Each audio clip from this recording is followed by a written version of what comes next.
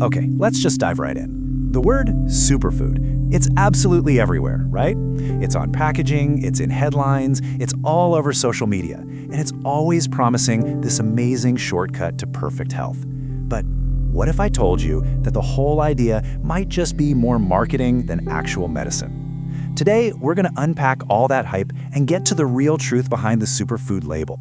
You know these guys, right? Of course you do. They are the A-list celebrities of the food world. We see them everywhere. Kale in our salads, blueberries whizzed into our smoothies, salmon on our dinner plates. We're constantly told that they are the absolute champions of nutrition, packed with these, unique powers to fight disease, boost our brains, basically keep us young forever.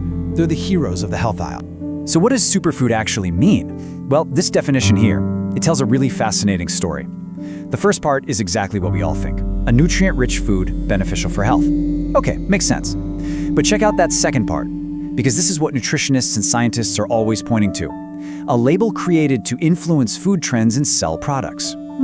That kind of hints that the word is really, first and foremost, a marketing. And if it's a marketing tool, wow, has it been a successful one? I mean, this single idea has completely shaped how we shop and what we eat. It's created a massive, multi-billion-dollar global industry. So let's peel back that shiny label and see what's really going on behind the curtain. This is the big question, isn't it? When you push past the flashy ads and the convincing packaging, what does the actual hard scientific evidence tell us? Is there any kind of consensus in the nutrition community about these so-called miracle foods? Well, the answer is pretty blunt. This statement from Healthline is about as direct as it gets.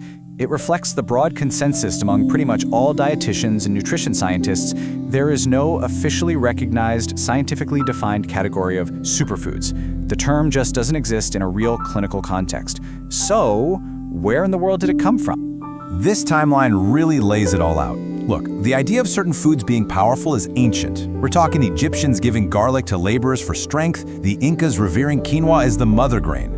But then, fast forward to the 1990s. That's when the term superfood gets invented, and it was specifically for marketing. The trend got so big, so powerful, that regulators actually had to step in. In 2007, the EU straight up banned the word on packaging unless the claims could be backed by solid science. Then a few years later, the FDA in the US started going after companies for making these wild health claims. You can see a clear line from ancient wisdom to modern commerce. Okay, so if the label is just hype, does that mean all these foods are useless? No, not at all, absolutely not. Many of these so-called superfoods are incredibly good for you. The real key is to learn how to separate the proven, realistic benefits from all those exaggerated marketing claims. So let's break down a few of the most popular ones. This table really shows you the nuance. So take salmon. It's praised for its omega-3s, right? But the reality check shows that the type of fatty acids you get is actually very different in wild versus farmed salmon, with wild usually having a healthier profile. Or blueberries. They're loaded with antioxidants, which is great. They help protect ourselves. But a lot of the huge health claims come from lab studies that use super concentrated extracts, not from studies of people just, eating a handful of berries. And then there's kale. It's a vitamin powerhouse for sure. But it also has these things called oxalates that can make it a little harder for your body to absorb minerals like calcium. So the point is, these foods are good, but they're not some kind of simple magic bullet. And this is the crucial point. That gap between the headline and the actual research. A headline might scream, "This berry prevents cancer." But then you dig into the science and it's way more cautious. It usually says something like, a diet that's rich in a variety of fruits and vegetables is associated with a lower risk. Or you find out the study was done on cells in a petri dish using a crazy high concentration of one compound, something you could never, ever replicate by just eating the food. And you also have to remember that a food's nutritional power isn't some fixed number. It's super dynamic. The specific variety of kale you buy matters. How you cook it is huge. If you boil kale, a lot of the vitamins can just leach out into the water. The source, like we talked about with farmed versus wild salmon, that makes a real difference. And, maybe most importantly, your own body and the quantity you eat play a massive role. Sometimes the benefits they see in a study come from eating an amount of, say, garlic that is just not realistic for everyday life. So, if we can't rely on one single superfood to be our savior, then what's the answer? Well, the science points away from individual ingredients and towards a much bigger, much more powerful idea.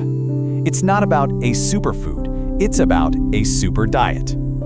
This really says it all, doesn't it? This whole obsession with finding that one perfect, magical food, it's just a distraction. Real health isn't built on a one single pillar. It's built on a broad, strong foundation. Pinning all your hopes on a bag of goji berries totally misses the point of nutrition. So here's the real strategy. Step 1, focus on variety. Don't just eat kale, eat spinach and chard and romaine and all the other greens too. Step 2, eat the rainbow. You know, all those vibrant colors in fruits and veggies, they're not just for show. They signal different types of vitamins and protective compounds. The more colors on your plate, the wider the range of nutrients you're getting. 3, prioritize whole foods, things that don't come in a box with a giant list of ingredients. And finally, just make a conscious effort to ditch the hype. A truly balanced and diverse diet has more superpower than any single food ever will. And ultimately, this is what it all boils down to. The hunt for the next trendy superfood is a never-ending chase that just distracts from the basics that actually work. So the final question I want to leave you with isn't, what's the best superfood? The real question is, how can I build a truly super plate today and tomorrow and every day after that? Because that is where the real power for your health actually lies.